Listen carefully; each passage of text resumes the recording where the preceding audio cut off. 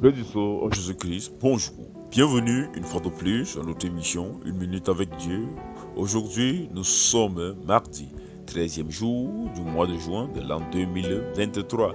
Nous rendons grâce à Elohim, nous bénissons le Dieu très haut, le Dieu d'amour, le Dieu d'Abraham, le Dieu d'Isaac, le Dieu de Jacob, en Jésus-Christ notre Seigneur et Sauveur, pour cette grâce qu'il nous donne de partager encore ensemble en ce jour. Je suis le serviteur Manel. Et mon bien-aimé, je voudrais qu'ensemble nous partagions sur un point ce matin, car il est certain, beaucoup parmi nous voudraient abandonner la vie de péché. Beaucoup parmi nous voudraient s'améliorer dans la vie chrétienne, c'est-à-dire être des exemples, être des personnes qui sont vraiment à l'image de Christ.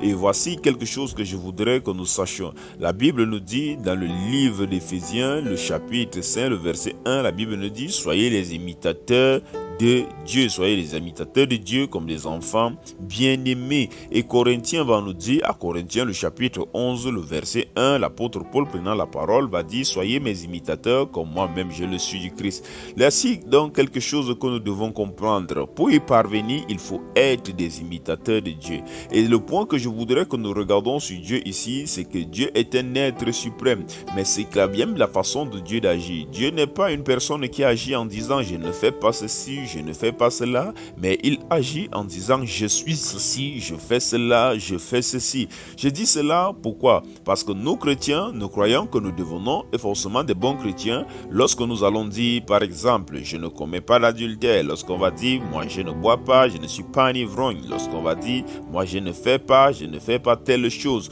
Nous oublions également qu'en tant que chrétien, pour être des bons chrétiens, il faut également être des personnes de je suis ceci, je fais ceci.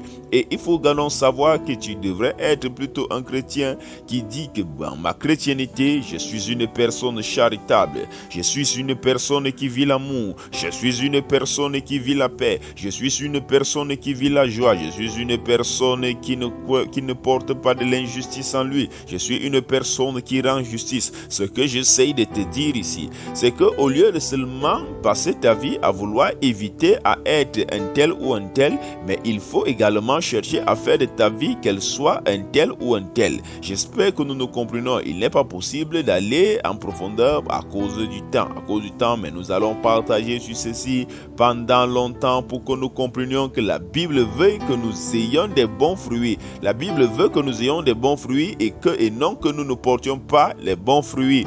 Je voudrais qu'on se comprenne bien.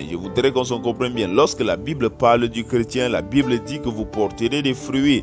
Mais la Bible ne veut pas nous dire que nous ne porterons pas tel ou tel fruit. Je vais encore le dire. La Bible attend de toi, Dieu attend de toi que tu sois un arbre qui porte des fruits, que tu sois un arbre qui apporte des bons fruits, c'est-à-dire un arbre qui vit des bonnes œuvres et non un arbre qui se contente de dire que je ne porte pas les mauvais fruits, De cette façon, tu es comme un arbre stérile. Il vaudrait mieux pour toi de porter également des bons fruits. Et lorsque tu commences à comporter des bons fruits, je t'assure, automatiquement, l'Esprit de Dieu agit en toi de manière à ce que tous ces mauvais fruits ne viennent pas. Tous ces mauvais actes vont s'éloigner de toi. Ainsi, tu verras également la vie de péché s'éloigner de toi. Ce que j'essaye de te faire comprendre, c'est que tu dois beaucoup te concentrer à poser des bons actes. Tu dois beaucoup te concentrer à vivre dans la volonté de Dieu. Tu dois beaucoup te concentrer à essayer de plaire à Dieu de manière à ce que l'Esprit de Dieu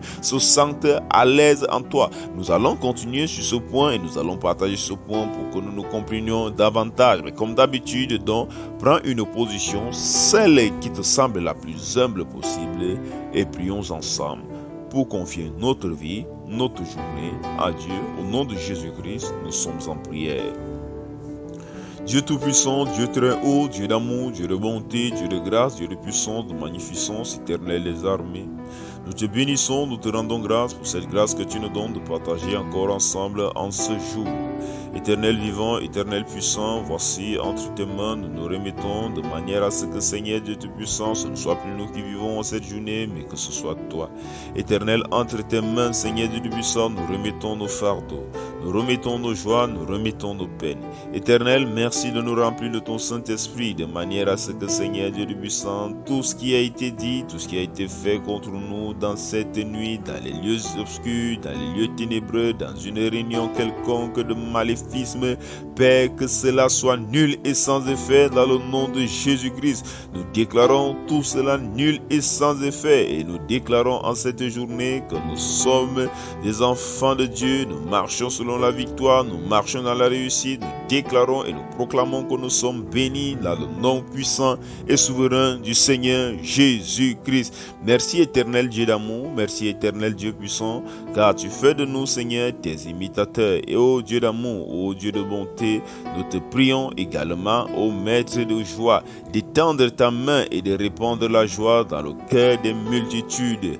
Merci Dieu vivant, merci Dieu puissant, parce que tu te souviens de tous ceux qui sont dans le besoin, de tous les affligés, de tous les veuves, de tous ceux qui sont dans les manques. Merci ô roi de bonté, merci ô Dieu de paix, de parce que tu étends ta main de paix dans toutes ces zones de guerre. Tu es le alpha, tu es l'oméga. Merci ô roi d'amour, parce qu'en cette génération, l'ennemi n'aura point de victoire, mais en ton nom, nous sommes victorieux au nom de Jésus-Christ. Sois béni Dieu très haut, sois béni Dieu d'amour. C'est dans le nom de Jésus-Christ que nous avons prié.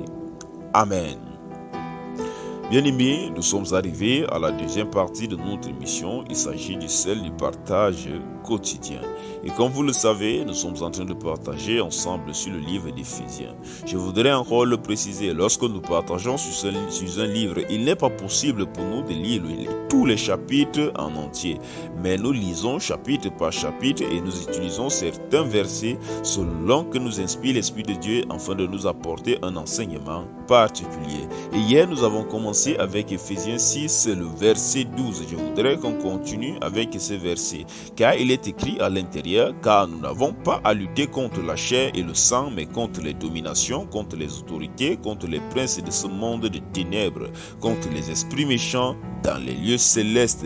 Et hier, nous étions en train de le dire, nous devons comprendre que les situations que nous vivons, les difficultés, les problèmes que nous rencontrons avec des personnes de chair, en réalité, les personnes de chair ne sont pas les premiers initiateurs, mais il faut comprendre qu'à chaque situation, il y a un esprit derrière et c'est cet esprit qui voudrait te mettre à mal. Alors, si toi, à chaque fois que tu te retrouves dans une situation où tu as peut-être un collègue qui a comme l'impression qu'il te met les bâtons dans les roues, tu as comme un conjoint que tu as comme l'impression qu'il a changé, qu'il devient une personne mauvaise, une personne méchante, tu as comme l'impression que tu as un frère qui veut s'aimer la zizanie, un frère qui veut t'apporter la mort, et que toi, dans ta réaction, tu te fâches uniquement contre ce frère et au point où tu es prêt à agir de manière à ce que la haine soit au milieu de vous. Je voudrais te dire que tu fais mal. Je voudrais te dire que tu fais mal, car la Bible te fait comprendre que ce n'est pas lui uniquement qui est le problème, mais le plus gros problème, c'est l'esprit qui est derrière.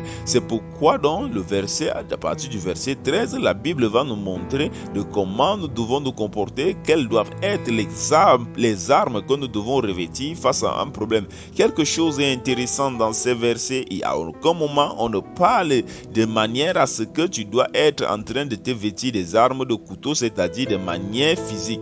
Mais à chaque fois on parle des armes, mais on parle des armes de manière spirituelle. De ce mouvement, de cette façon, tu comprends que la façon dont tu dois agir, la guerre que tu dois faire ne doit pas être avec ton frère, mais cela doit être avec l'esprit qui est derrière. Je le disais déjà tantôt, si à chaque fois que tu as un problème dans la famille, à chaque fois où tu as un problème avec ton frère, ta soeur, tu te fâches contre eux et que tu les mènes même à la mort, je t'assure, il y a une chose qui est certaine, c'est que tu vas finir par tuer tout le monde, parce que ce n'est pas lui qui est derrière, mais c'est l'esprit qui est derrière. Alors, si tu as un problème avec ton conjoint et que tu décides de te séparer, pour toi c'est le divorce, je t'assure, tu divorceras à chaque fois, parce que cet esprit ne te lâchera pas lorsque tu finiras avec ce conjoint.